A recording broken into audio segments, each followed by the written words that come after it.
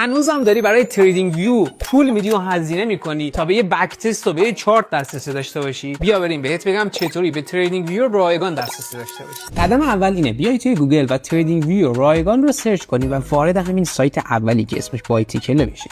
بعد از اینکه وارد شدی از قسمت ثبت نام رایگان کلیک کن و وارد شو و بعد از اینکه اسم و شماره تماس تو وارد کردی یه همچین چارت جذابی برات باز میشه با یه عالمه امکانات که تو خیلی راحت میتونی رو نمادهای مختلف که از اینجا میتونی انتخابشون کنی، حالا هر بررسی و استراتژی که داری رو تست کنی. جدای از همه اینا اینجا یه کلید AI داره که مربوط میشه به هوش مصنوعی. اگه روش کلیک کنی حالا اینجا میتونی یه پرامپت هم بهش بدی و تحلیل رو بزنی. خودش میاد با توجه به داده‌های اون روز بازار، اخبارا و تحلیلایی که تو سراسر دنیا منتشر شده، با توجه به چارت تو و مثلا حالا اگه اندیکاتوری چیزی روش انداختی بررسی میکنه و یه تحلیل خیلی خفن و حرفه‌ای بهت ارائه میده. میگه که آقا امروز بخر نخر، چه تصمیمی بگیر، ریسک ریوارد میده و نقطه ورود و حد ضرر رو همه چی رو بهت میده. خدای چه ابزاری مثل این اینقدر خفن تا حالا دیده بودی؟